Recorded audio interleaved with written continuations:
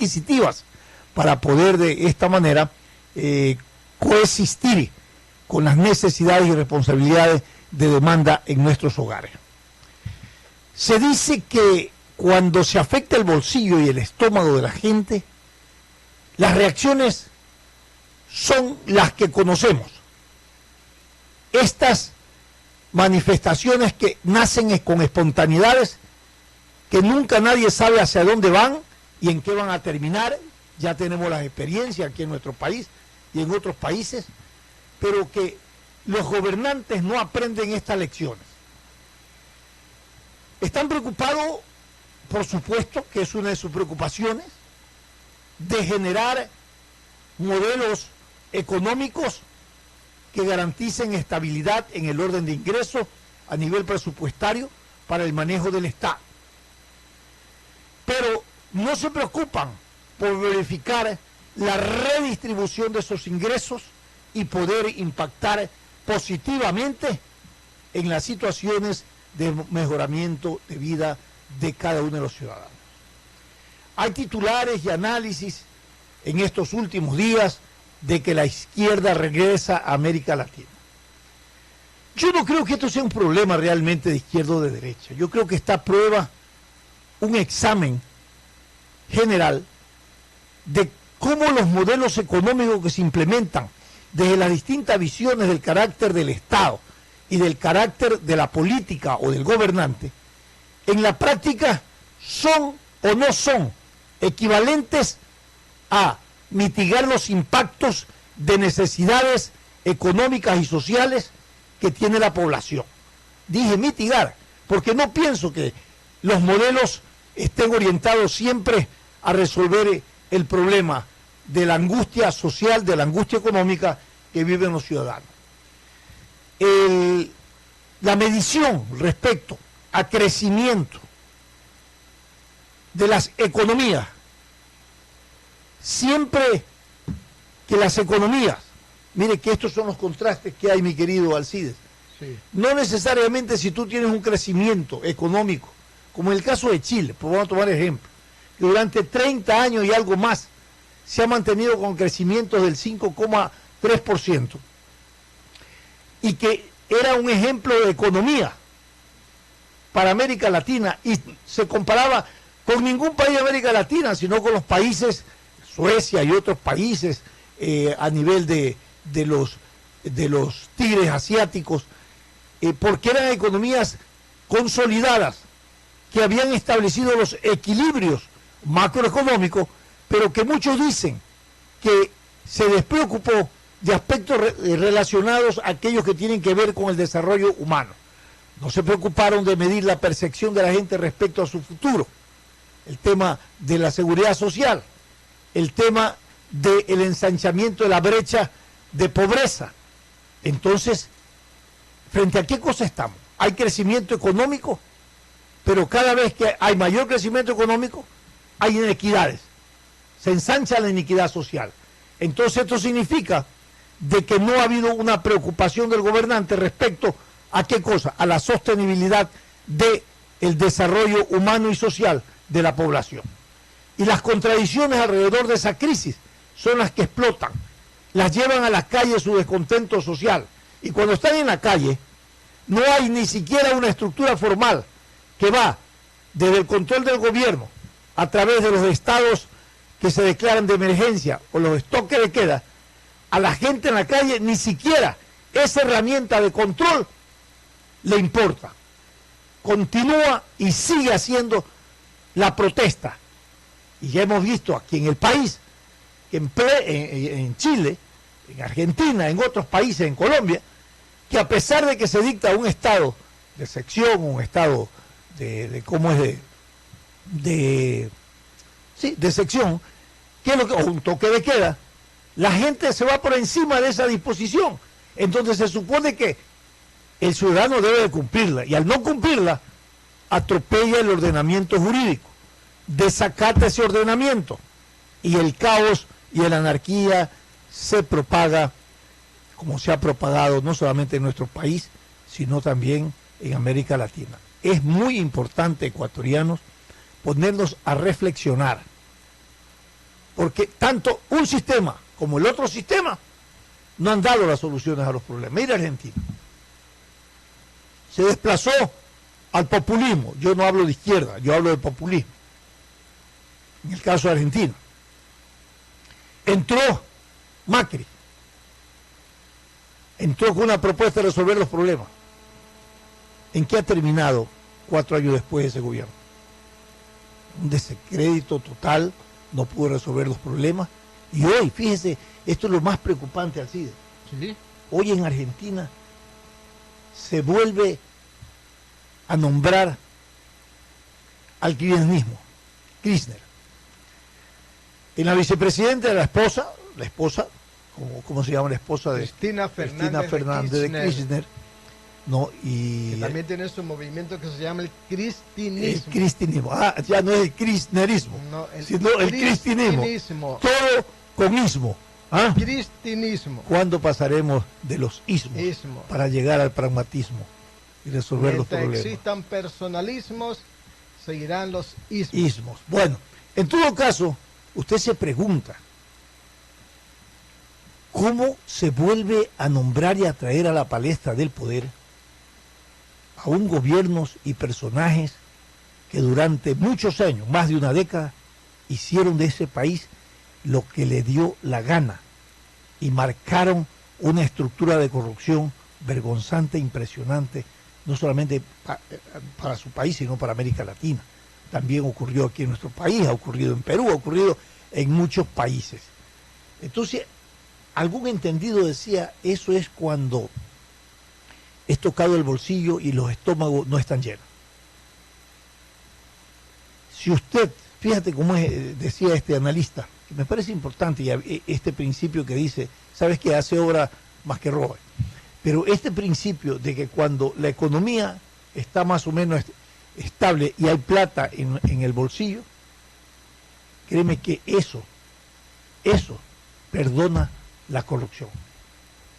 Y no debe ser así, pues debe ser un manejo de conciencia, de valores, que se debe rescatar en el entorno de la estabilidad económica en cada uno de los gobiernos, y que los ciudadanos deben de tener esa cultura política para identificar el problema que es de la corrupción, que es un problema que daña toda la estructura de un Estado de Derecho, de una visión de estabilidad en un gobierno, pero no. El pueblo, yo no sé, siempre le dicen al pueblo y le meten la culpa, se equivoca o no se equivoca. Uno quiere pensar que no es que se equivoca, sino que elige, y los gobernantes son los que echan al traste la confianza que le da el pueblo ecuatoriano. Porque uno no puede predecir qué va a pasar en el futuro con el gobernante que usted está eligiendo. Pero al final traicionan ese momento que le otorgan de soberanía de los pueblos y hacen de su gobierno lo que le da la gana. Muy peligroso, ya ha advertido, fíjate que Maduro ha dicho que lo que pasa en Chile no es otra cosa que el fracaso del modelo liberal, y que por eso es necesario que retornen los modelos del socialismo del siglo XXI. Y yo me pregunto, de ellos. Como el modelo, y yo me pregunto, ¿cuáles son pues las garantías? ¿Cuáles son los éxitos de ese modelo? 4 millones de venezolanos fuera de Venezuela. Pero ese no, es el modelo de ellos. Pero no solamente el de ellos. Históricamente el socialismo nunca construyó estructuras de riqueza y de bienestar para el pueblo. Sometió. Cuando tenían dinero. Cuando tenían dinero, sí. Pero tenían dinero. Más allá de eso, cuando se les termina el dinero, no tienen ninguna acción. Sí, nada que ofertar. En todo caso, veamos qué va a pasar, qué está pasando, porque ya está pasando. Mira lo que ha pasado también en Colombia, ¿no? Ahí vemos a una lesbiana, que no tenemos nada contra los lesbianos, está bien. Claudia López. Ganó al activismo y al Partido Centro Democrático del gobierno. Le ha ganado a todas las tendencias de ideologías y de partidos tradicionales, ¿no? Ahí está tomando una partida la ideología de género, señor. Tenga mucha atención, que es el reemplazo del discurso trasnochado y acabado de la izquierda, que cuando ya se terminó la lucha de clases, no tenían cómo penetrar dentro de las sociedades con ningún discurso de revanchismo o de debate ideológico, y crearon la ideología de género, que no solamente la crearon en el pensamiento, sino que la manejaron en las estructuras constitucionales y jurídicas como hay en todos los países. Esto es lo que está pasando. Bueno, 3 países estuvieron ayer en elecciones.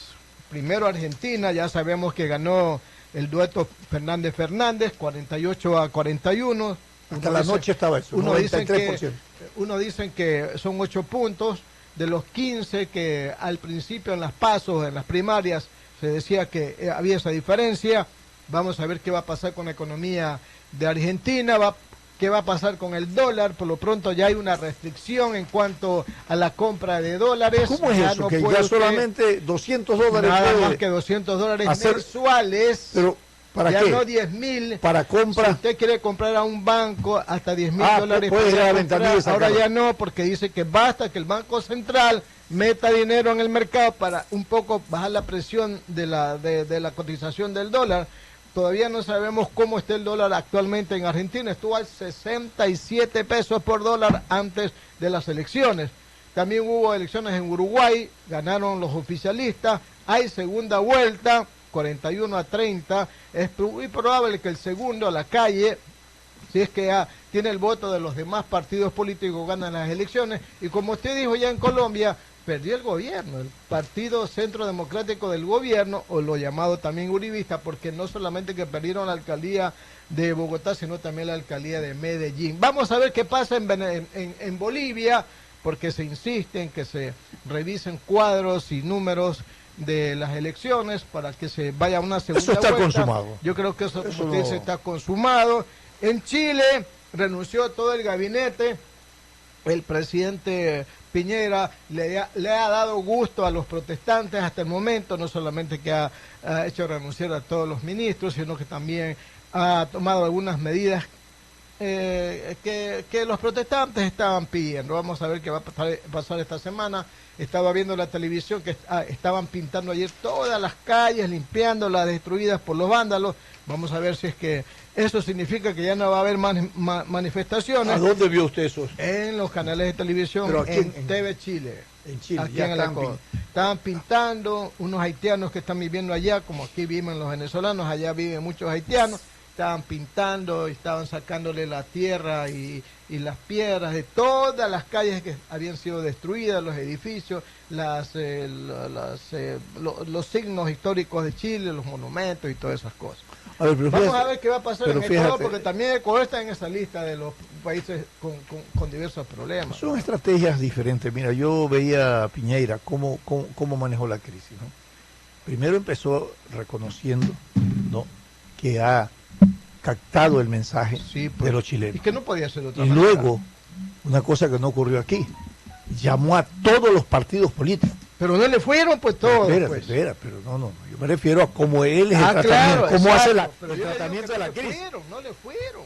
Entonces, si fueron una parte y no fueron otra parte, no deja de ser positivo el hecho de que la crisis se resuelve por la concertación, exacto. Porque ese país tiene una cultura de concertación histórica, y yo creo que este manejo era muy importante que se dé. Ahora, yo creo que también esto replantea revisar el modelo económico.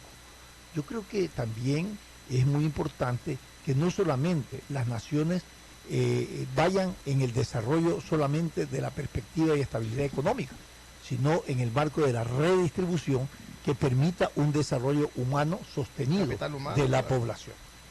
Cuando son las 6 de la mañana con 52 minutos, vamos a retomar también el análisis de los asuntos de la política nacional, y para eso tomamos contacto vía telefónica con el doctor Óscar Ayerbe, con quien analizaremos algunos temas. Doctor, buenos días. ¿Cómo está usted? Le saluda Stalin Poveda, está conmigo Alcides Montilla y Teresa Merchán. Las izquierdas en América Latina solían definir, cuando habían estas situaciones de presión social masivo y con toda esta mezcla y fórmula de violencia y anarquismo, dependiendo del mes que se realizaba, como Septiembre Negro, y vamos a ponerle aquí en Ecuador como Octubre Negro. Queremos un poco desde su visión, desde su activismo, generar un análisis de post-presión social y levantamiento indígena. ¿Cuál es la estrategia que se maneja para la estabilidad social, política y económica del país?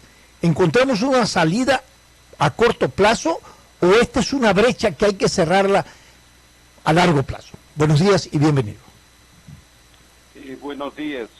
Los acontecimientos que el país conoce del levantamiento indígena y luego el haber glorificado los eventos que incluyeron escenarios de violencia y de delincuencia versus lo que observamos en Chile y otras naciones, nos lleva a la conclusión absolutamente sensata de pensar que los problemas no están simplemente en la superficie, que hay un verdadero resentimiento social interno que acumula una serie de problemas sociales graves que están vinculados no solamente a escenarios tarifarios de los pasajes del transporte público, sino que además incluyen la esencia misma de un descontento social que va por la educación, la salud, el desempleo, los servicios, el manejo que ha tenido la justicia en nuestros países, que se ha convertido en uno de los estamentos más corruptos del Estado, ha llegado simplemente a la explosión no previsible a los niveles que efectivamente ha llegado.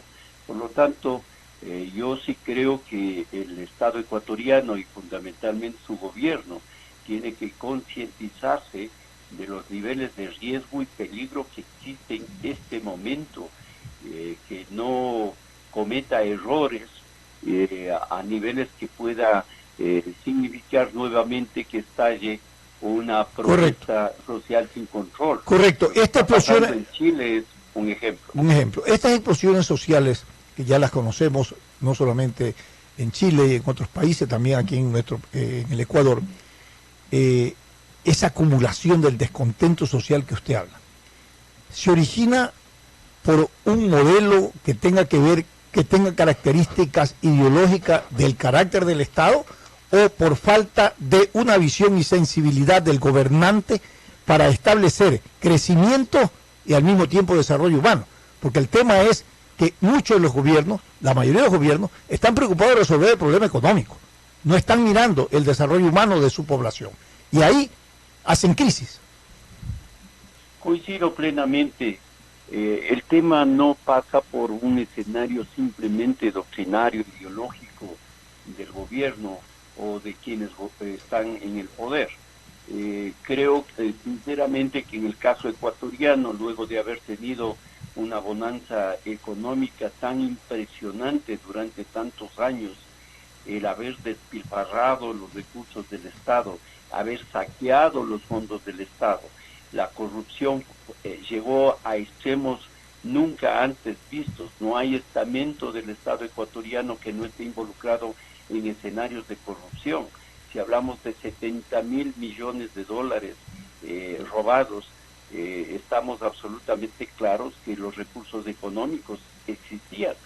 Ahora el gobierno de Lenín Moreno tiene que concientizarse que los dos escenarios, el desarrollo económico, la sustentación que permita desarrollar empleo, que involucre las esperanzas de los jóvenes para poder visualizar un futuro inmediato mejor, tiene también que relacionar objetivamente los escenarios sociales. El 70% de la población en el Ecuador está vinculado al caldo de cultivo de lo que significa un descontento social profundo, de tal manera que cualquier cosa que no se haga en este momento o se equivoquen en los escenarios actuales de la visualización puede provocar un nuevo estallido que termine sin control. Correcto, corrupción e injusticia. Después de los últimos acontecimientos está a prueba el rol de la justicia, la administración de la justicia. Muchos dicen que retomamos la paz, pero esa paz no puede ser con claudicaciones ni tampoco con perdón, si se quiere, para utilizar un término, ¿no? Y está a prueba la justicia para ver cómo desarrolla su rol. su responsabilidad de administrar justicia independiente de la coyuntura, independiente de a quién tiene que realmente procesarse. ¿Ve usted una perspectiva que en este caso, por los hechos que ocurrieron, sean sancionados y que no caigamos en la impunidad a nivel de la administración de la justicia?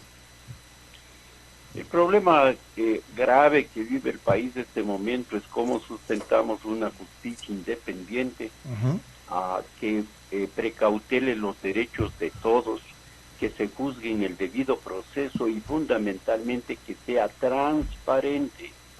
Todos los usuarios de la justicia estamos inmersos en las posibilidades instantáneas o inmediatas de que alguien aborde al usuario y le pida dinero para que el fiscal no acuse o para que el juez sancione de una u otra manera. Si ese tema de corrupción al interior de la justicia no se soluciona, tendremos siempre graves problemas. La justicia es sustento de la democracia, pero involucra a cada ciudadano que requiere de los servicios de la justicia. Perfecto. Por eso es que la evaluación de la Corte Nacional era fundamental. Bueno, ya está la evaluación. Esto debió haberse hecho antes y ya sabemos los resultados de hoy. Correcto. ¿Esto en qué cambia? Bueno, yo creo que ahora se abre un escenario que va a permitir una evaluación total, integral de todo el sistema, porque en los últimos 10 años la metida de mano en la justicia no solamente era para visualizar qué hacemos al interior de los escenarios de la jurisdicción, es decir, qué sentencias a favor o en contra se iban dando, sino que además se involucró un escenario de la más profunda corrupción. El caso Arroz Verde es un mero ejemplo pequeño de lo que iba pasando, no solamente en los andariveles de los niveles más altos del gobierno de Rafael Correa. Hay más de 20 involucrados y que en estos próximos días tiene que dilucidarse como un escenario de ejemplo a dónde tiene que ir la vinculación para enfrentar la corrupción. Pero adicionalmente, creo que en el escenario de nuevos jueces que sean seleccionados en concursos transparentes, correcto, podamos tener entonces un balance armónico para que la sociedad pueda confiar o iniciar un proceso de confianza. En ese balance armónico, doctor Óscar Ayerbe, hemos hecho la evaluación de los jueces, pretendemos evitar que el poder le meta la mano a la justicia, pero resulta que hay leyes vigentes que propongan la corrupción y la impunidad. Entonces hay que también revisar esa estructura de legitimidad y legalidad jurídica sobre lo cual se desarrolla el combate a la corrupción. No podemos recuperar un centavo porque la ley lo impide. Hay muchas iniciativas que se han planteado para el tema de recuperación de capitales. No se puede realizar porque todavía no está eso debidamente legislado. ¿Qué le parece? Efectivamente es así, lo manejaron desde la propia Constitución del Estado y luego las leyes orgánicas. Así es. Y luego fueron a todo lo ancho y largo del espectro jurídico para poder sustentar los escenarios que les permita robar, pero además tener impunidad. Y por eso estamos absolutamente conscientes que es lo que hay que hacer. Nosotros hemos sido absolutamente críticos con actores visibles del correísmo y de la corrupción. Pablo Tinajero era uno de los más conspicuos jueces que, vinculados a Gustavo Yasky y a Rafael Correa, manejaron la justicia a su antojo. La última sentencia en casación que la acaba de hacer en contra de la CNT es un ejemplo de eso. Simplemente termina perjudicando en 56 millones con su sentencia a esta institución del Estado, pero adicionalmente le ponen el escenario de ser enjuiciada en más de 300 millones de dólares.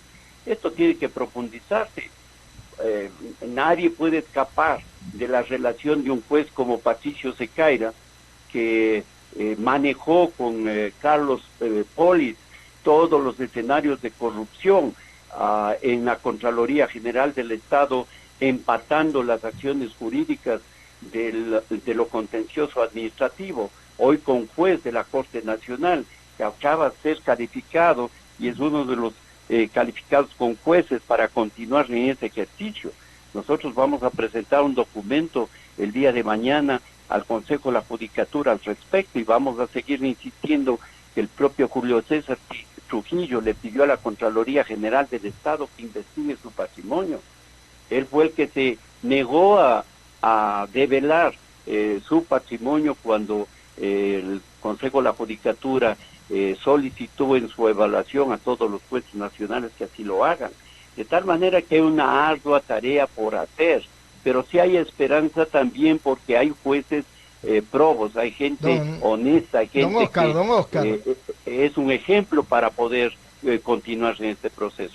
7:05 estamos dialogando con el doctor Oscar Ayerbe, licenciado. Don Oscar, permítame preguntarle, ¿cuáles son sus expectativas respecto al trabajo que deberá continuar la jueza Daniela Camacho en el caso Sobornos 2012-2016, una vez que le fueron negadas las recusaciones que presentaron Vinicio Alvarado y Rafael Correa? El día viernes asistió a un evento académico en la ciudad de Guayaquil, en la Universidad Católica Santiago Guayaquil, y fue también invitada la jueza Camacho, estuvo ahí presente, y fue realmente emocionante ver que instantáneamente, automáticamente, de manera espontánea, su presencia provocó un aplauso estruendoso en el auditorio, en demostración de apoyo, de respaldo a una jueza que va demostrando seriedad, probidad, firmeza en sus decisiones. Eso es la justicia que queremos, una jueza o un juez independiente que actúe en derecho, que esté en el escenario de la causa, no de presiones de nadie, absolutamente. Ahí todos ya conocíamos que había un nuevo recurso presentado por el ex vicepresidente Jorge Glass, una nueva recusación, de tal manera que en pero este ella no momento procede, doctor, Camacho, eso no procede. Tiene que esperar a que ese tema se resuelva. Decía que esa tercera recusación no procede porque la ley dice hasta dos nomás. Hasta dos. Exactamente. Pero son las argucias y las artimañas que se pretende seguir utilizando para dilatar los procesos y ojalá recusar a una jueza como Daniela Camacho. El país está a la expectativa y este será un caso emblemático que tiene que ser absolutamente protegido en derecho, en justicia. Hay más de 20 implicados, la cúpula del correísmo metido en los sobornos, la cúpula del correísmo manejando las instancias internacionales para tener financiamiento y recursos a cambio de contratos, y también empresas nacionales como Hidalgo, de tal manera que nosotros, y me refiero a los ciudadanos del país, debemos estar muy pendientes en este proceso. Correcto, y toda esta mafia involucrada en actos de corrupción, buscando impunidad y interviniendo en movilizaciones y presiones sociales que podrían dilatar más estos procesos. Absolutamente, cuando usted ve el listado de todas las empresas internacionales vinculadas, uno llega a la conclusión de que esta era una maquinaria orquestada, bien afinada, que tenía todas las potencialidades y capacidades para poder no solamente financiar, sino que tenían los escenarios para el chantaje y la presión. Aquí no se escapa nadie, de tal manera que este es solamente una pequeña muestra de lo que estaba sucediendo en el país y lo que todos tenemos la obligación de combatir, de tal forma que en ese escenario es que nosotros, todos los ecuatorianos, tenemos que estar pendientes para que la justicia pueda darle un giro de 180 grados. Hay que hacer una evaluación integral de todas las cortes en el país. Todos los jueces deben ser sujetos a una nueva evaluación para conocer su origen. ¿Quién no sabe ahora que Flores Mier el juez que fue destituido le subieron 13 puntos para que llegue a la Corte Nacional. Y claro, son escenarios de peligro y de riesgo, porque son gente que tiene vínculos poderosos en los sistemas del poder del Estado, de tal manera que hay que tener absoluta firmeza y cohesión. Aquí está jugando un rol vital los medios de comunicación, el periodismo que fue confrontado para callar, el periodismo que fue perseguido, tiene ahora una responsabilidad mayor a la que ocurrió con el gobierno de Correa. Todos debemos estar pendientes de lo que está pasando. Muy bien. Queremos agradecerle, ingeniero Óscar Ayerbe, esta comparecencia en un contacto telefónico. Gracias por haber estado con nosotros.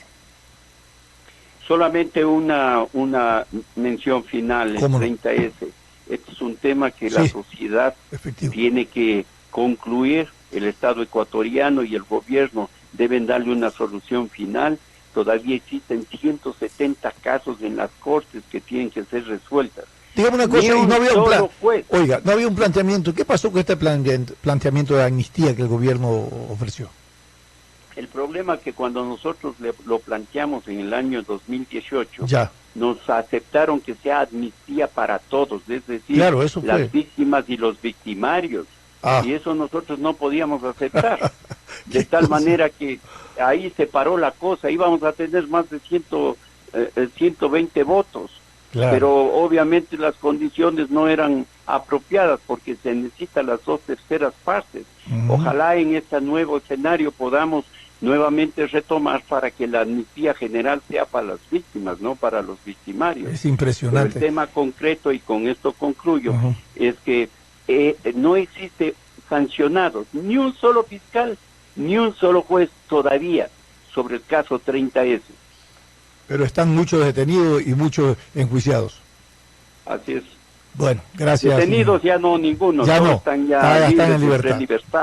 Pero seguimos los juicios en los distintos escenarios, fundamentalmente en recursos de revisión, y aspiramos a ganar todos. Bueno, muchas gracias nuevamente, ingeniero Óscar Ayerbe.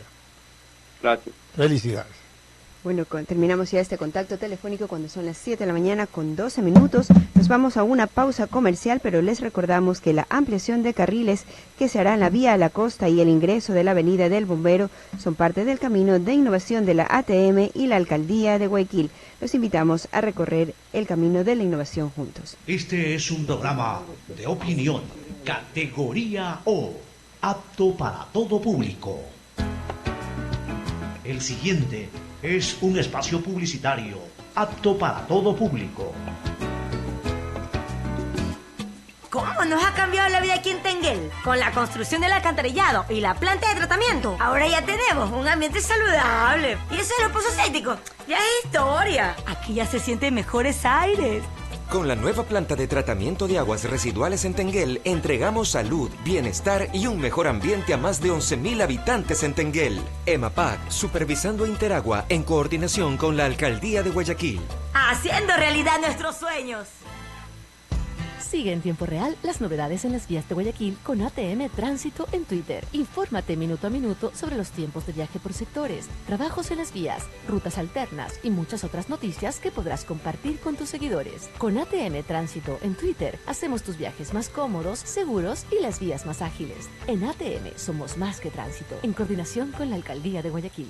Una celebración que se traduce en obras necesarias para todos. La remodelación completa del Mercado Central con comodidad para vendedores y clientes. Lista la etapa 12 del Malecón del Estero Salado. La primera electrolinera del país para dar carga a vehículos eléctricos. En la autopista Narcisa de Jesús, junto al Parque Samanes. El nuevo paso peatonal en la Narcisa de Jesús, frente a la cooperativa Valle de los Geranios. Pavimentación y colocación de carpeta asfáltica en decenas de cooperativas populares.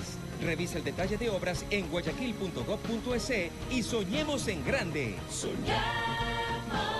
en grande, Guayaquil. Alcaldía de Guayaquil.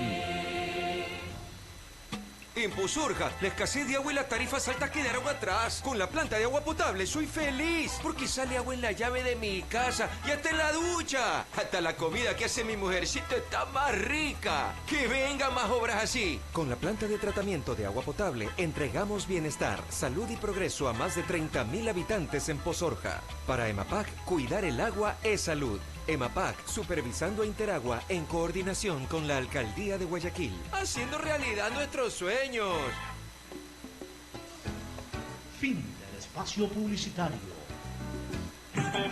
Atalaya, un nombre que hace historia en su dial. El siguiente es un espacio contratado. Radio Atalaya no se solidariza necesariamente con las opiniones aquí vertidas. Conciudadanos, nuevos impuestos que afectarán severamente la economía de todos ustedes. Eso es lo que propone el gobierno en un proyecto de ley enviado a la Asamblea. La venta de cualquier propiedad, casa, oficina, bodega, finca, pagará, aparte de la plusvalía, un nuevo impuesto a la renta del 25% hasta el 35% de la diferencia entre el precio de compra y el de venta. Únicamente se exonera a las personas naturales y solo en el caso de vivienda, y por una sola vez en 5 años. Este atentado contra el patrimonio de ustedes agravará además la crisis del sector de la construcción con el consiguiente desempleo. Se impone un nuevo tributo de más de $500 millones al sector empresarial, que al ser trasladado al precio de los productos, acabará siendo pagado por ustedes, los consumidores. Al suprimir las rebajas actuales, se incrementa con dedicatoria el impuesto a la renta a un gran número de profesionales y ejecutivos. Nada ni nadie se salva, ni los servicios de telefonía fija y móvil, los de televisión pagada, ni las colas, la cerveza y los cigarrillos. El gobierno parece no entender que el aumento de impuestos impide el crecimiento económico y social y causa desempleo. El Ecuador necesita lo contrario, impuestos bajos, crecimiento y empleo. Seguimos insistiendo, reduzcan el gasto público, refinancien la deuda, hagan alianzas con el sector privado para administrar las empresas del Estado, den confianza y seguridad jurídica para lograr inversión nacional y extranjera. Hagan productivo y rentable el agro e inviertan en el desarrollo del Ecuador los recursos que aportamos al IES. Debemos unirnos, ecuatorianos, y lograr que la Asamblea Nacional rechace esos nuevos impuestos propuestos. No más impuestos. El pueblo no puede seguir pagando la farra del Estado. Este fue un espacio contratado. Radio Atalaya no se solidariza necesariamente con las opiniones aquí vertidas. Usted está escuchando un programa de opinión, categoría O, apto para todo público. Sin amarres, una mesa de diálogo donde sobresalen los temas de mayor interés social, económicos y políticos del país. Sin amarres, bajo la conducción del sociólogo Stalin Poveda Granobles.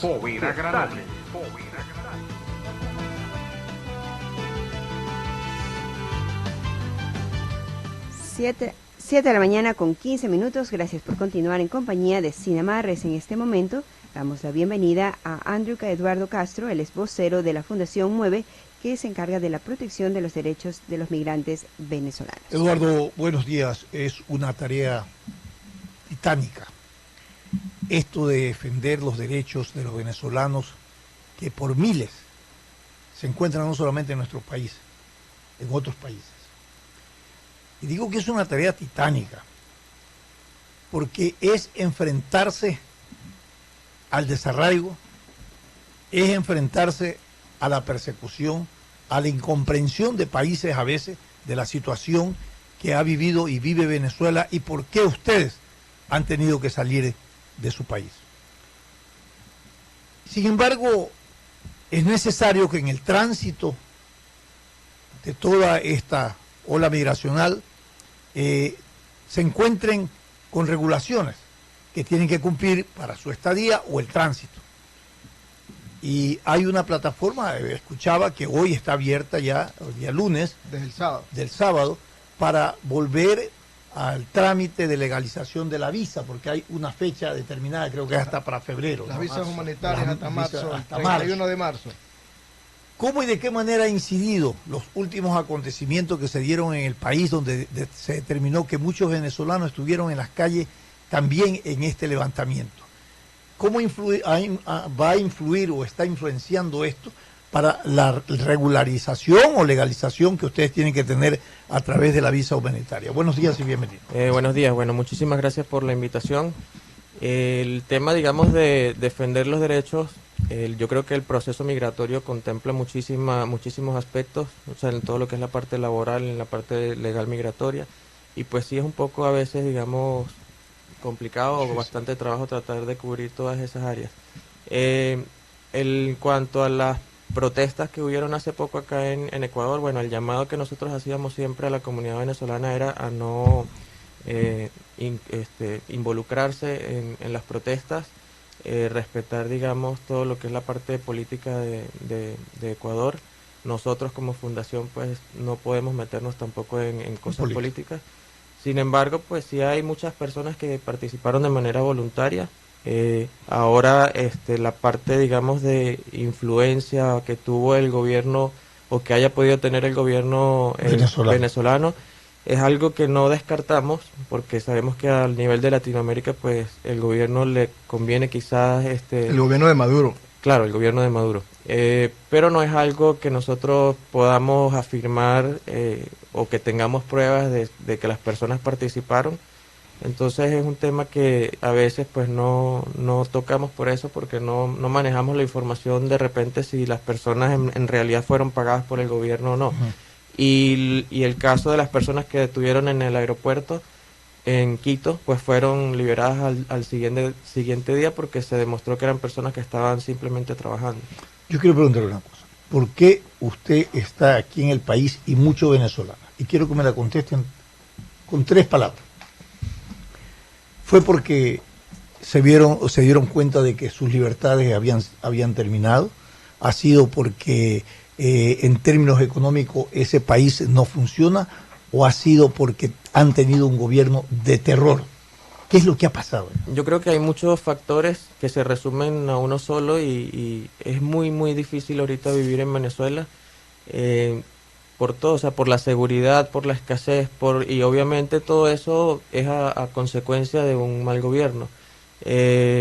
O sea, las políticas económicas que se han establecido allá, la corrupción, son una serie de cosas o de acciones que comete el gobierno que obligan o que han generado esa crisis, una crisis que ya tiene no solamente ahorita en el gobierno de Maduro, sino que viene desde el gobierno de Chávez, y todo eso pues a nivel social en Venezuela hace que la vida sea muy difícil. ¿Cuántas veces votaste por Chávez y cuántas veces votaste por Maduro?